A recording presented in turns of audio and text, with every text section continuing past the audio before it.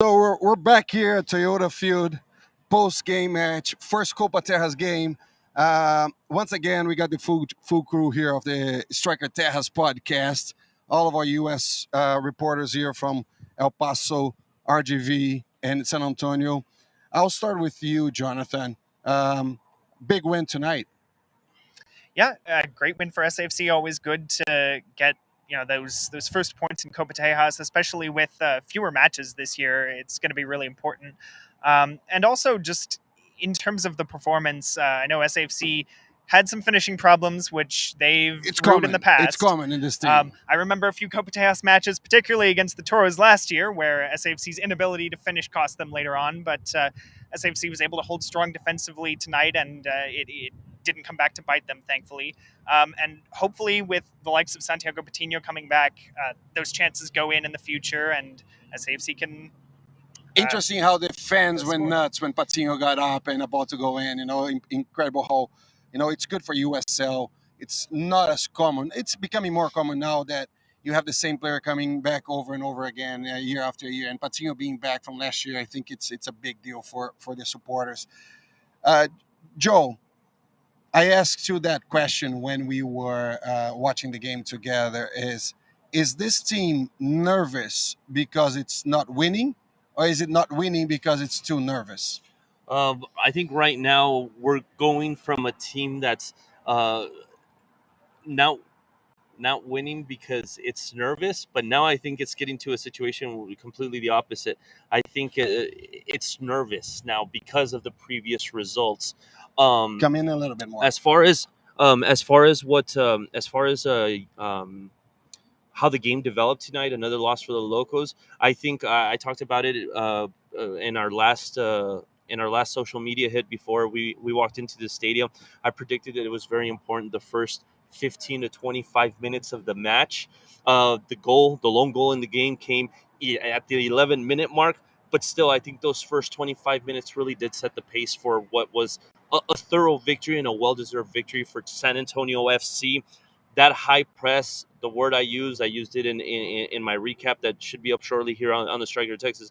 The word was smother. I think San Antonio smothered El Paso in the first 25 minutes, and that set the tone for the game. No, I gotta say, not just the 25 minutes, the whole game, right? We were talking all the time. Is like how incredible Marcina's team was pushing and pressing El Paso. El Paso had to start doing those long balls because had no way to come playing from the back. And San Antonio, on the other hand, playing on a line of three in the back, line of five on the middle. Sometimes, even doing a 3-2-3-2, which was very interesting the way Marcina was playing. Right, And absolutely.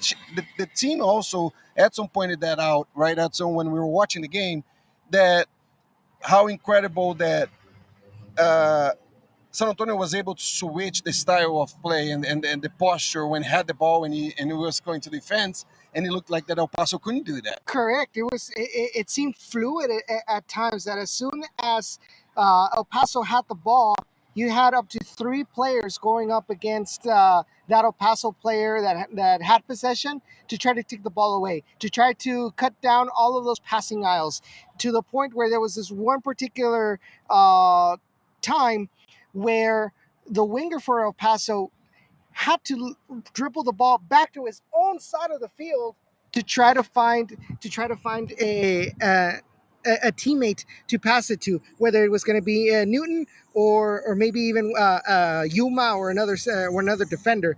But frankly, the pressing from San Antonio, he mentioned it well, smothered El Paso Locomotive. They didn't know what to do. You mentioned it as well. Diego Luna pretty much carried this team to try to do something offensively, but you can't do everything by yourself. And I think at the end, all that pressure, all that frustration of not being able to do something for the team culminated with an after full-time whistle problem. We talked about Diego Luna a lot watching the game. Everybody knows I'm a big fan of of Diego, uh, but I thought he was, dark on the first half. Playing too much the sides, playing back. It was not that aggressive. Diego now comes on the second half, much more aggressive, a much better player. Trying to control the game, but his frustration got to him, and he ends up getting a childish yellow card, and even childish second yellow card to be, he got the red card right after the game was over. Yeah. Talk about things getting rougher for Locomotive. They're not going to be able to count on him next week in downtown El Paso at Southwest University Park when they host Oakland Roots. But obviously, I agree with everything you said with regards to Diego. But I think tonight, as far as giving the Locomotive any kind of offensive proficiency, three players left a lot to be desired tonight on the field of play. Starting with, like I said, I talked to you guys about it. Eder Borelli on the left flank, Dylan Maris and Emmanuel Sanupe. Emmanuel Sanupe is a new player to this team. He's provided a lot of spark down that right flank as a winger. Struggled tonight. There wasn't a whole lot of him to be seen in the first half and the second half, and that's another thing I want to touch on. His substitutions come about, and he gets moved to the left side, just completely disconnected with, once again, Eder Borelli. But I think another thing, Jonathan, that I think we need to talk to as far as the substitutions go, the substitutions, they weren't they weren't effective, or there was nothing to be said about the substitutions that that John Hutchinson made for the Locos tonight. On the other hand, I think San Antonio, they learned how to maintain and manage the game with every passing minute. And tactically speaking, I talked to you, Roberto, Edson, towards the end of the game. I think tonight, from a tactical standpoint, Alan Marcina might have gotten the best of John Hutchinson tonight. Yeah, well, there was we already said this, but it was different levels of teams, right? San Antonio in a much higher level, although we still have a lot to improve. I agree with you, especially on the last third of the field. Many opportunities. This game could have been easily a 3-4-5-0. And we wouldn't be a surprise. And like y'all mentioned, Alan Marcina, the way he planned this game, you mentioned Eder Borelli not doing much. How can he move up when you've got Carter Manley right in front of you in your own half? He can't go up freely. Remember when I told you about that game in San Diego, where they were in San Diego, where they were left pretty much one-on-one with Tomasa Mang? That's what happened. Eder Borelli or those wingbacks continued to move up despite being at a disadvantage when it came to the counterattacks or when they didn't have the ball. And now, knowing that, Eder Borelli can't go up, so that's why that's why he couldn't help out offensively, because he had to take care of Carter Manley looming at him, and then whenever he had the ball, the pressure of Carter Manley, PC coming in as well to help out. Another good, but then again, another good game for PC. But I think the reason why that happened is because, and Andrew Fox, who was kind enough, I chatted with him as we were making our way over here. Andrew Fox said the reason, when El Paso plays good, they get off the front foot properly. Today, El Paso got off the back foot, and I think that's why that situation with Eder Borelli established itself very quickly. Jonathan, I mean, just the high press, it just bamboozled El Paso today. Come the second half, Alan Marcina and his team, I think they managed the second half a lot. The press wasn't that much of an issue, I don't think, in the second half. But by then, Alan Marcina, the team had settled in, and they managed it well. What did you think of tonight's substitutions? Yeah, I mean, I'm trying to think of any time that maybe the start of the second half, really, where El Paso exerted some more pressure, was able to get something going forward and give SAFC's defense a little more to worry about. But really, none of the subs, as far as I can recall, were able to turn the tide much for El Paso. But even on San Antonio's side also, right? Yeah, on San Antonio's side as well. But was it management mode, though, for San Antonio? Yeah, I don't think it was needed. I'm sure it was. Yeah. Let me use this as a segue so we can go also. It's already late for everybody here. But Jonathan, and I'll ask the same question to you afterwards, Joe. What was the best and the worst of San Antonio today? Well, the worst was pretty obviously the attack, and okay, you hit the post a couple times, like you're close, but close only counts. You're always not going to be lucky all the time, right? Sometimes it's going to horseshoes at hand grenades, as they say. That's the only time when being close matters. So SAFC needs to work on that finishing. It's a problem that they had last year. And yeah, I feel that I heard you saying that over and over again. What was the best part of today, what you thought? The best thing tonight, as we've spoken about ad nauseum, I'd say, was the press and just being able to shut down this El Paso side tonight, really not give them any space to work with. And obviously for SAFC, it's not just about pressuring your opponent and winning the ball back, but then it's getting the ball moving forward. And against a team like El Paso, there was plenty of space for them to get down into the attacking third, even if they couldn't finish their chances. They were keeping El Paso kind of pinned back and really moving the ball and players around a lot to prevent them from getting anything to get out of there. Joe. Worse for El Paso, obviously. I mean, it's completely the flip opposite as far as the worst for El Paso. Just a lot to be left desired offensively for a team coming into tonight in 5 matches, scoring 13 goals, second most goals scored in the league. To be, they came in here with their gunpowder. It was completely soaked. Their offensive gunpowder was inefficient tonight, almost non-existent. Just maybe 2 real threats on goal, I believe, for El Paso the entire match. And I think the only positive thing to draw out of here is I think Evan Newton accomplished a couple of important saves in his performance tonight for a new goalkeeper for El Paso Locomotive that has been the poster child for the criticism of the team conceding 13 goals in 5 games as well. He's gotten a lot of heat on social media. A lot of it, he has made a couple of mistakes that have led directly to goals directly on him, but he's nowhere near deserving of the brunt that he's carried for this El Paso team, being scored on at 13 goals. But also, to be perfectly honest with you, tonight was the first time I think I saw Evan Newton make any kind of relevant save that took some skill and ability going 6 games into the season, because a lot of the goals that El Paso has conceded, they've just been awful. He did struggle with the ball on his feet a couple of times. And that also, continues to right? be the case, but I think the fact that he was able to get saves that required skill in crucial times, I think that's going to do a lot for him moving forward. Edson, you an expert of RGV, the totals. Do you think the totals can take points out of these 2 teams that you saw today? Well, I'll go ahead and start with El Paso, and that is going to be the high press. Wilmer likes using the high press as well. I think it's not as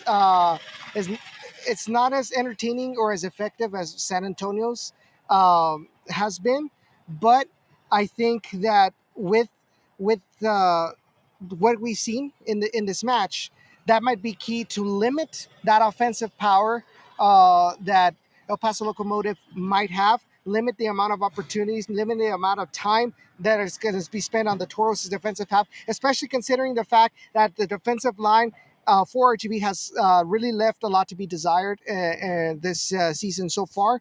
So if they can replicate at least 75% of what San Antonio did tonight, they might have an opportunity with at least getting 1 goal in the net and try to fend off El Paso Locomotive just like San Antonio did today. And what about San Antonio? Can RGV take points out of your biggest rival? Honestly, it's a scary team to play against. It's scary. PC, a monster in the midfield. You see him everywhere.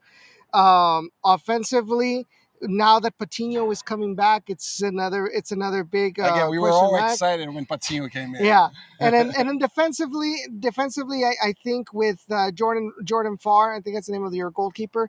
The few chances that El Paso was ever able to get past the San Antonio defense, Jordan Farr was there to maybe make a save or maybe just deflect the ball away from that group of El Paso attackers that were there ready to pounce on that net.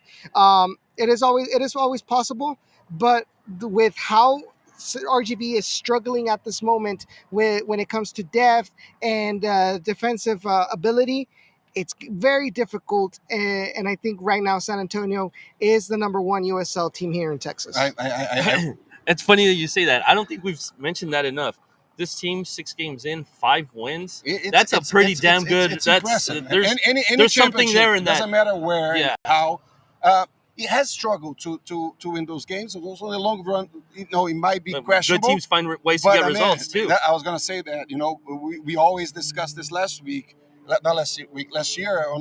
every week when the teams were not doing well. It's like I would rather that we would win playing bad than play well and not get the results. And the San Antonio is getting the results. But again, Um, First time ever that the four of us is together. I challenge anybody to say a single media outlet in the history of USL that had four reporters on the same venue like we are doing today. I don't think that has ever happened. If it did, congratulations to whoever did that. But I am very proud that we are able to do this. I'm very proud to have you guys working with us.